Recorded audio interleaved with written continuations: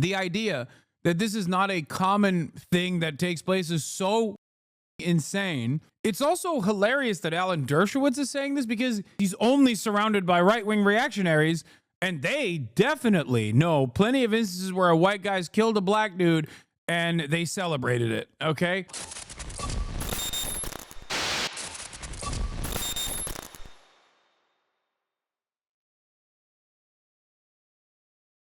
Tensions deepening between two Texas families, torn apart by a deadly high school track meet stabbing, now playing out in public view. Jeff Metcalf, the father. Oh my God, I hate this story so much. This is the most Twitter bot story.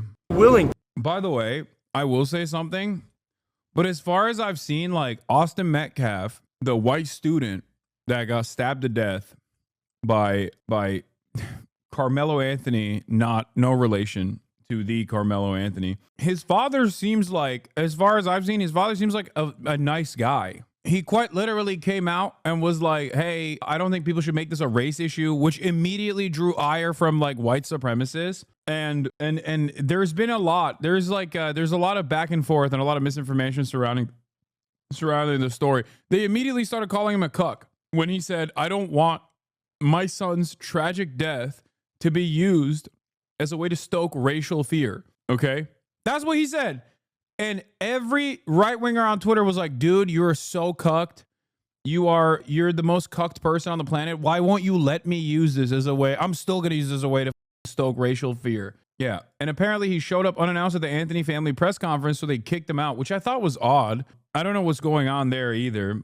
I mean, if he was uninvited, it's one thing, but even then, so far what I've seen has not made me feel, maybe I'm wrong, but so far what I've seen is a grieving father who is ironically a lot more open-minded about the situation than the way people are desperately trying to present it as. Now, there's also obviously the court process here on whether or not Carmelo Anthony was initially attacked and used. At first, they said it was a knife, but apparently it wasn't even a knife. It was like for your track cleats, from what I understand.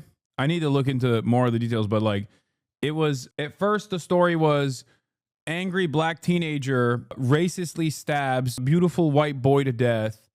How could this have happened? Then more information comes out, and there is at least like eyewitnesses that see that like initially it was Austin Metcalf that actually went up to this kid, up to Carmelo Anthony, and was being a nuisance. And we don't know the details of how much of a nuisance he was being, but like the incident ended with Austin Metcalf getting stabbed by Carmelo Anthony, and then Carmelo Anthony going to the authorities, going to the cops and being like, I was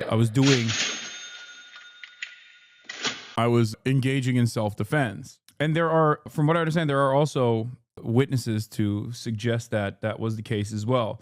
Now, you might say it's a ridiculous escalation of violence, and depending on the actual details of the story, I'm inclined to agree. At the end of the day, I'm not an advocate for stand your ground laws in general, and it's not something that this is not my conclusion only when it's a black person exercising stand your ground.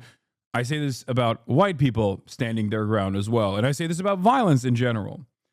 Having said that, the father has come across as not a horrible monster, very different than, for example, that other lady that the administration has been parading around in the aftermath of the Abrego Garcia situation, whose daughter was killed by an undocumented migrant. They've been parading her around to talk about how, no, Abrego Garcia should be kept in prison in CCOD. Also, remember when I called her a monster? Yeah, I was right.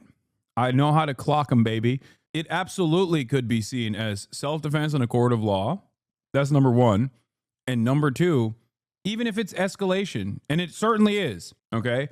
Unless there's a detail that we don't know, like he had a gun, right?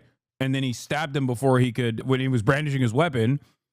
Like, it's an escalation in most other circumstances, right? It's a direct escalation, going from physical confrontation to using any kind of object to like stab and kill a person. Having said that, however, escalation doesn't necessarily mean that you are in the wrong. depending on the additional circumstances, depending on all of the externalities, depending on how credibly, all right, so how credibly he could have felt like he was under attack. Okay, straight up. Anthony was being held on $1 million bond, which was crazy. Today, they reduced it to 250 grand, which is, you know, still sizable, but he wound up getting out. All right, so Mark, first of all, the idea of race, I mean, you lived it with Zimmerman in a big way. There's so many people who believe that that's why Zimmerman wound up beating that case. But what do you see here? What are your questions? What will matter? Oh, no, it's definitely a consideration. It always is, whether it's sort of obvious what we're doing or the implicit one, because we all carry these implicit biases with us that perceive or impact how we perceive an event. Now, what's really it's going to come down to, and I disagree with the guy who said this is not a self-defense case yesterday, I think he said it. This is definitely a self-defense case, because it always is one until you look at the facts of the case and compare the two. You have to compare who was the initial aggressor. Was it an aggressive act for him to go up and say, get away from the tent? Did he do more than that? My understanding was maybe he touched him and put hands on him. Granted, that makes the decedent in this case maybe the initial aggressor. But you really still then have to look at whether or not Carmelo Anthony responded with appropriate force. Yeah. He used a deadly weapon. That's it. That's the major point of contention here. This is already given what the defense is going to go with. This is already a self-defense case. And if we're going to cover whether or not this still causes Carmelo Anthony to get a manslaughter charge or a murder charge or something like that, all of that is entirely dependent on whether or not this was a reasonable use of force given the circumstances, like given what Austin Metcalf did. How is this self-defense? No, dude, that's the defense, okay? That is what the defense attorney is saying. So yes, it is a self-defense case. You don't have to agree with it. It doesn't matter. Hello. Why is this so difficult for you to comprehend? The lawyer just said as much, okay? Even if there was no back and forth whatsoever and Carmelo Anthony just walked up to Austin Metcalf and stabbed him and then claimed self-defense, that would still be a self-defense case, okay? Calling something a self-defense case does not mean that self-defense actually took place. In this instance, at least according to the initial reporting from eyewitness testimony, there is at least enough evidence to suggest that it is self-defense. However, self-defense does not always mean you can get away with murdering someone, especially when you're black and the victim is white. But beyond that, it depends entirely on what this lawyer was talking about, which is whether or not this was an appropriate use of force or it was an inappropriate use of force. If they consider this to be an inappropriate use of force, an escalation, because it doesn't meet the standard that he genuinely was in fear of his life, in fear for his life, okay, then he will most likely get hit with a charge. I think another major point of contention is someone referred to as cooling off period, because if I recall correctly, Anthony went to his backpack to get his knife after Metcalf put hands on him. This differs from a traditional self-defense case where the person who killed the other had the weapon on their person and initial aggression occurred. Yeah, but I think there are definitely instances where you can, like, one, we don't know what happened afterwards. Like, I'm totally making this up right now. In a hypothetical situation, there's an initial confrontation. He goes to his bag and he gets this, I don't even know if it's a knife, but it's a object that you can clearly stab someone to death with. Whatever, the sharp object, okay? And then he comes back and he sees him again, and the interaction basically restarts. In that process, there is still self-defense, an argument you can make for self-defense. It was a cleat sharpener for sports cleats. Yeah, that's what I thought it was. Anyway, let's continue. And whether or not he was in imminent fear of great bodily injury, that's the standard in Texas and most every state, to determine whether or not his actions, the way he perceived him, the way Carmelo Anthony perceived him when he took out that knife and stabbed him. The good part is if the decedent was the aggressor initially. The bad part for Carmelo, if in fact it's true that he sort of said, touch me and you'll see, because that's that aggression, that's that predisposition towards violence that doesn't have a place in a true self-defense case. What's the most important question for you in this, Mark? And then I want the same from you, Professor, if you have one. Go ahead, Mark. Sure. who truly was the initial aggressor? How did this unfold such that if in fact he had a reason to believe in great bodily injury was imminent, was it reasonable? Was he pushed? Was he shoved? Was he hit? Because don't forget, it's the moment, but you are allowed to respond to great deadly force with your own great deadly force, or at least your perception of great deadly force. So it's really going to be fact-based. I do think that race, it's going to be played out on social media. It also is going to be played out in a courtroom if you ever get there, because yeah, that's what I'm saying. Like, if he goes back to his backpack, comes back to protect himself, the Metcalf has started shit again, then you have a self-defense case. However, the use of force must be proportional to the aggressor's use of force. That determination is up to the jury. But it doesn't seem like stabbing someone to death is proportionate to someone shoving you or yelling profanities at you. Yes, that part is also correct. Two things that are correct here. There's also that side of it. Yes, you have to convince a jury that you truly were in fear for your life, that you truly were in fear for your life, you were physically harmed, and that you were trying to defend yourself. That makes it quite difficult, given that he's a black student in a overwhelmingly white neighborhood, and most likely will have a overwhelmingly white jury. So there's that aspect of it as well. We do not need kids pulling knives at track meets. Why was he carrying a rifle? He was ready. Seems like something a hog would do. Wait, what? Or maybe he had cleat sharpeners or something. Or see, okay, let me explain to you why someone might have a knife on him. Okay. What if he has been bullied relentlessly, black teenager in an overwhelmingly white school? I'm not saying this is what happened, but there are a million different reasons as to why this could be the case. It could be a cleat sharpener. It could be a person who has previously been bullied by Austin Metcalf, for example. And like, this is an ongoing incident. And then all of a sudden, this is the final escalation that leads this person who's truly in fear of, truly fearing for his life to, in an act of desperation, try to protect himself and then run away. You know, there could be a million different reasons. We do not know. I have no idea. I'm not telling you that this is the case, but I'm simply saying don't immediately drop that there's no reason for this. This is not my argument, for the record. I'm not saying that this is my argument. I'm not saying I know that this is what happened. I'm simply giving you an alternative where things might not be as open and shut as you think they are. Having said that, however, it is truly a horrible situation. I mean, it's really f***ed up. Guns are fine, but we draw the line at knives. Yeah, the most unique part about it is a knife crime situation, like we're in London. In today's day and age, and not a gun. I would argue that someone like Carmelo Anthony now has a heightened concern over the past few years and the way we've sort of degraded some of the progress we may have thought we made over the past decade, as far as how we're treating young black males in the system, such that maybe he would have felt more preyed upon than he otherwise would. Interesting, you're right. We're going to be talking about this for a long time. Professor, what do you got? Hello? Oh, I'm Professor? sorry. Yeah, Professor. This is all about who the jury is. This will all be determined by the jury. If the racial factors were reversed, if a white man had killed an unarmed black man, everybody would be on the reverse side of this. We live in a society where everything is judged by... Dude, what are you saying? There are many famous incidents where the exact opposite has taken place. They literally brought it up. George Zimmerman, they brought it up in the introduction to the story. What are you talking about? The first half of my decade-long professional media career is me almost weekly covering yet another instance of a white guy doing stand your ground to a black person.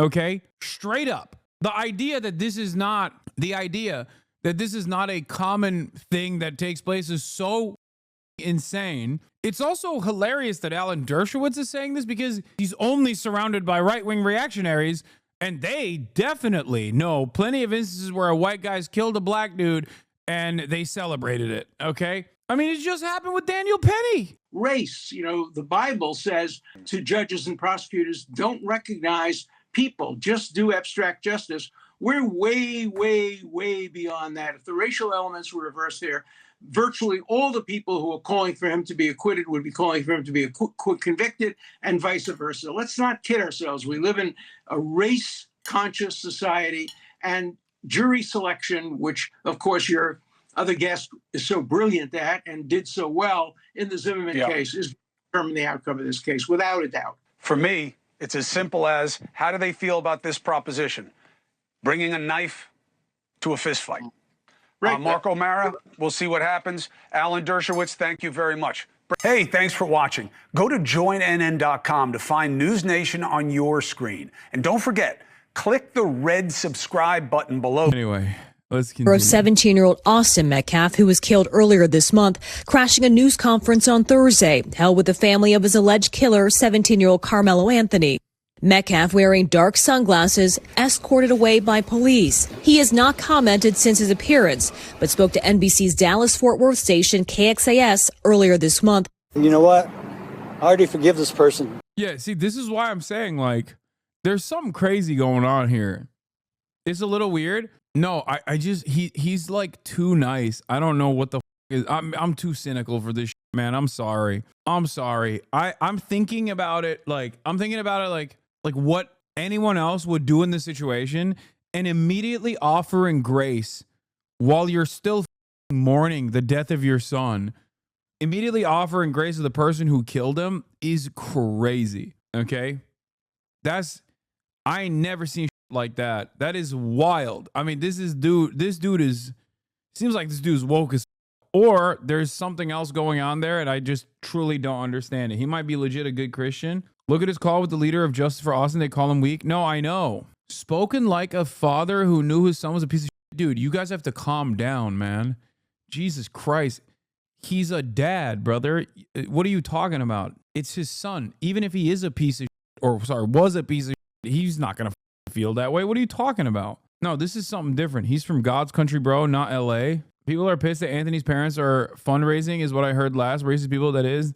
Not sure what other options are out there. I know they are. I'm going to get into it in a second. I'm going to get into all the other extra misinfo that's surrounding this case as well. But all I'm saying is he is shockingly nice, like unexpectedly gracious. Truly, he has every right to be upset, every right to be mad. Okay, regardless of the details. Like I'm saying, even if it's a valid self-defense situation, the dad has still every right to be upset. Do you know what I mean? And the very fact that he's not, I mean, he is upset, but he's not like on the perpetrator in this case is crazy. Already. God takes care of things. After Metcalf was led out on Thursday, Anthony's parents addressed the cameras. To the family who experienced the loss, my heart truly goes out to you. Kayla Hayes, Anthony's mother, offering her sympathies, but also detailing the public backlash against her own family in her first comments since the stabbing. We have endured death threats. My 13-year-old daughter is afraid to sleep in her own bedroom because she's fearful of what may happen to her. Her son was charged with murder after police say he stabbed Metcalf following a verbal altercation at a track meet on April 2nd. They say Anthony admitted to the killing, saying he acted in self-defense. Dominique Alexander, president of the Next Generation Action Network and a spokesman for the Anthony family, spoke to Top Story earlier this week about those claims. I think that Black America as a general right is saying, how is it absurd that a black child is claiming self-defense? But we all. I saw this. Hold up. I know. I'm telling you, man, Austin Metcalf's dad is a wild one. So much so that every right-winger that doesn't give a about the death at all and simply wants to use it as a point to do like racial tension, racial animosity, like white nationalists are mad at the dad. They keep calling him a. Literally every single person I've seen on the timeline has been on the dad. Perhaps the greatest indication that these people don't care about any of the victims, but instead care only about stoking racial tension. They're mad at the dad, bro. They're like, why won't you let us do racial agitprop? How dare you? How dare you show humility, and how dare you show grace for a person that has committed a wrong towards you? Such a horrible thing that has happened to you. You're saying the perpetrator itself, I forgive him. Always see repetitively white children being able to say self-defense and there's no problem. On Monday, a judge lowering Anthony's bond from $1 million to $250,000, releasing him on strict conditions of house arrest, ankle monitoring, and weekly check-ins with the bailiff. A grand jury still has to decide whether to move forward with an indictment. I don't know why we are being targeted and discriminated against before a fair trial. Our son deserves the same rights under the law that everyone is afforded to. And Kathy Park joins us now. Kathy, not long after the Anthony family press conference, police were called out to the Metcalf family home. Do we know what happened there? You said the same thing to chatters about hypotheticals like your mother dying from gunmen? No, I often say that there is a good reason why it is not up to the fucking victim to adjudicate and instead a third party, because if that was the case, everyone would be insanely vindictive. It is yet again another, like, the fact that I'm shocked about his reaction is completely logically consistent with my assessment over what role the criminal justice system is supposed to play in this process. That's why I say it needs to be an independent third party that is adjudicating, and a jury of your peers that are supposed to go through it. It's like some of the best parts about our justice system. Because the expectation that everyone's going to be like the dad is crazy. No one is like the dad. Okay? Yeah, Ellison. So Frisco police say they responded to what was initially reported as a gunshot call to an address linked to Austin Metcalf's family. But officials are now saying it was a case of swatting. You might have heard of it. It's a fake threat intended to get a large law enforcement response. So right now, it is still unclear who made this call, but swatting really is a serious crime, and anyone who is behind it could be facing criminal charges. Ellison? Kathy Park, thank you. Thanks for watching. Stay updated about breaking news. Multiple times since their son was stabbed to death at a track meet, the parents of Austin Metcalf have been subjected to prank 911 calls, also known as swatting.